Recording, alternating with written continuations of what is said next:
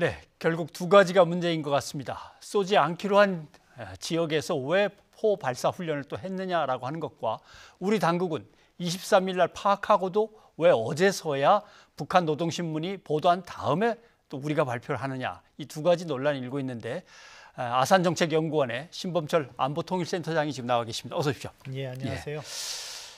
뭐 두 가지 문제인데 우선 포를 쏜 문제부터 이제 시작을 해야 될 것 같습니다. 9.19 군사합의에는 분명히 특정 지역을 정해놓고 이 부분은 좀 민감하고 예민한 지역이니 서로의 포 발사라든가 훈련 같은 거에 대해서 자제하자고 약속을 했고 실천을 하고 있었는데 한번 쏴봐, 이게 왜 나왔을까 하는 거죠. 뭐 기본적으로 북측 지금 김정은 위원장이 직접 참관했다는 데 의미가 있는 건데 예. 현재 상황에 대한 불만을 표시한 거라고 생각해요. 미국하고의 비핵화 협상은 뭐 지금 잘 진행되지 않고 북한은 트럼프 행정부가 더 양보하라고 하고 있는데 예. 트럼프 행정부도 한 발 빼고 있거든요. 그런 과정에서 북한이 미국에 던지는 메시지는 만약에 연말까지 새로운 셈법을 제시하지 않으면 내년부터는 미국 트럼프 행정부의 성과라고 하고 있는 것을 예. 우리가 망칠 수 있다, 이런 메시지를 주고 있어요. 그것이 무엇이냐면 핵실험과 장거리 미사일 실험이겠죠. 반대로 한국에 대해서도 마찬가지 행보를 하고 있는 거라고 봐요. 지금 우리는 군사 분야 부속 합의서를 남북 간 군사적 신뢰 구축을 한 문재인 정부의 성과라고 하는데 예. 한국 정부가 이대로 북한의 요구사항을 듣지 않으면 한국 정부의 성과도 망칠 수 있다, 그런 부분인 거죠. 그래서 지금 화면에 나오는 것처럼 저 군사 분야 부속 합의서 1조 2항이 서로 무력 충돌 방지 내용이에요. 예. 그중에 이제 육지, 지상에서는 군사 분계선을 갖다가 중심으로 해서 5km 범위 내에서는 포사격을 하지 않게 돼 있고 네. 서해 쪽에서는 남측 덕적도로부터 초도 이남까지인데 그 범위가 상당히 넓어요. 이번에 포사격을 한 창린도는 저 범위 안에 포함되어 있는 거죠. 예. 그렇기 때문에 절대적으로 포사격을 하면 안 되는 지역이었는데 이번에 김정은 위원장까지 참관을 하면서 했다는 것은 한국에 대한 그만큼의 불만을 표시하고 싶었다. 예. 그것을 보여준 거라고 생각합니다.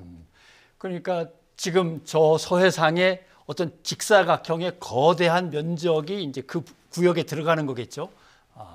그 포 다 이렇게 막아놓기로 하지 않았습니까? 덮개를 예. 씌우고. 해완포에 그러한 보도 덮개를 씌워가지고서는 서로가 서로를 신뢰할 수 있는 군사 조치를 하도록 해왔는데 예. 뭐 그것을 연 것뿐만 아니라 이번에는 포 사격까지 했으니까 사실은 군사 분야 부속 합의서의 정신만 훼손한 것이 아니라 구체적인 조항까지도 위반했다. 네. 그렇게 볼 수 있겠습니다.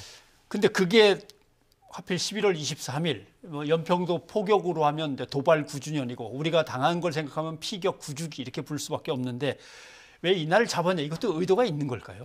뭐 북한이 나를 선택한 것은 당연히 의미가 있는 거죠. 한국 정부에 대해서 경고의 메시지를 주고 싶어 했던 것 같아요. 예. 그러니까 그것을 끝내 노동신문에 공개까지 한 거 아니겠습니까? 예. 그럼 날짜를 고르는데 한국이 상당히 불편해야 할 날짜, 뭐 여러 가지 이유에서 연평도 포격 도발은 우리 군인과 민간인까지 피해를 본 그런 상황이기 때문에 그것을 갖다가 상기시키면서 만약에 북한이 원하는 게 무엇인지는 추정할 수밖에 없는 거예요. 예. 정부는 알고 있을 거라고 생각하는데 뭐 지금 당장 추측되는 거로는 북한의 목소리를 받아서 제재 완화, 개성공단이나 금강산 가동 이런 부분에 보다 적극적으로 나서고 미국을 좀 설득하라, 그런 목소리인 것 같은데 그것을 수용하지 않으면 앞으로 이러한 도발이 계속될 것이고 그것은 문재인 정부의 대북 정책 성과를 무너뜨릴 수 있다 하는 경고성 메시지라고 생각합니다. 네. 이제 한 아세안 특별 정상회의에 스페셜 게스트로 좀 오시라고 초청장을 보냈고, 뭐 가긴 가야 되는데 가야 할 이유가 마땅치가 않아서 못 가서 미안하오라고 또 답이 왔는데 그 회의 기간에 또 이렇게 쏴버렸기 때문에 이것도 뭐 꼭 의미가 담겨 있는 걸까? 참 상당히 좀 기분이 나쁘면서도 그렇단 말이죠. 앞서서 아세안 설명하셨는데 예. 북한은 아세안 국가들하고 관계가 나쁘지 않습니다. 그러니까 굳이 그것을 회방 놓으려고 했다기보다는 자기들의 불편한 마음을 표현하기 위해서 연평도 포격 도발이라든가 그걸 상기시키기 위해서 했다는 측면이 더 저는 크다고 생각합니다. 예. 두 번째 문제, 우리 군 당국의 문제입니다. 23일 날 포발사가 있었으니까 뭔가 뭘로 감지했을 것 같은데 이게 북한 언론이 보도한 다음에서야 나왔다, 발표를 했다라고 하면 확실하게 파악하려고 노력하다 보니까 시간이 늦어진 건지 아니면 뭐 다른 의도가 있었던 건지 우리 군 당국의 태도는 어떻게 보십니까? 뭐 두 가지 측면이 있었던 것 같아요. 네. 확실하게 파악하는 부분도 있었을 겁니다. 왜냐하면은 우리에게는 아서 K라는 대포병 추적 레이더가 있어요. 예. 그러면은 그것은 포성을 통해서 위치를 파악하는 시스템이 갖춰져 있습니다. 아, 소리로. 예, 그리고 예. 백령도에 위치하고 있기 때문에 그쪽에서 잡긴 잡았을 거예요. 그런데 창린도가 백령도에서 거리가 좀 떨어져 있어요. 그러다 보니까 정확한 소리를 확실하게 잡진 않았고 그렇다 보면 분석을 할 시간이 필요했을 가능성은 있습니다. 예. 그렇기 때문에 지연이 됐는데 그보다는 지금 상황을 우리 정부는 가능하면 북한 문제를 대화로 풀고 긴장한 국면을 조성하지 않으려는 입장이기 때문에 뭐 북측이 발표하기 전에는 가능하면 발표를 안 하는 지금 모습을 보이고 있거든요. 예. 그런 기조를 이어가려 했는데 결과적으로는 군에 대한 불신을 낳을 수 있기 때문에 이제는 이제 북한의 도발이 또 추가적으로 예상이 되는 상황이거든요. 예. 따라서 이럴 때일수록 정확하게 있는 사실을 먼저 공개하는 것이 군에 대한 신뢰, 정부에 대한 신뢰를 더 받는 길이라고 생각합니다. 네. 오늘에서 이제 우리는 북한 측에 공식적으로 통신선을 통해서 이제 항의를 했다고 하는 것이고 그 항의에 북이 어떻게 답을 했는지 아직 소식은 들어오지 않습니다만은 그러면 이쯤에서 그럼 이거는 끝내고 넘어가는 게 나은 건지 아니면 우리도 뭔가 액션을 작은 거라도 하나 보내는 게 나은지 아니면 그냥 유연하게 대하는 게 나은지 어떻게 파악해야 될까요? 뭐 그거는 우리의 대북 정책 전반과 맞물려 있다고 생각합니다. 아마 우리 정부도 그렇고 미국 트럼프 행정부도 지금 당장은 북한과의 외교적 기회를 이어가겠다는 입장인 것 같아요. 따라서 우리가 대응 조치를 지금 할 가능성은 매우 낮다고 보고 예. 하지만 저도 그거는 지지하지만 어느 순간에는 우리가 이제 플랜 B를 준비할 때가 서서히 다가오고 있다고 생각합니다. 김정은 위원장이 직접 참관했다는데 저는 착안하고 싶은데요. 예. 그것은 무엇이냐? 자신의 다음 행보를 시사했다고 봐요.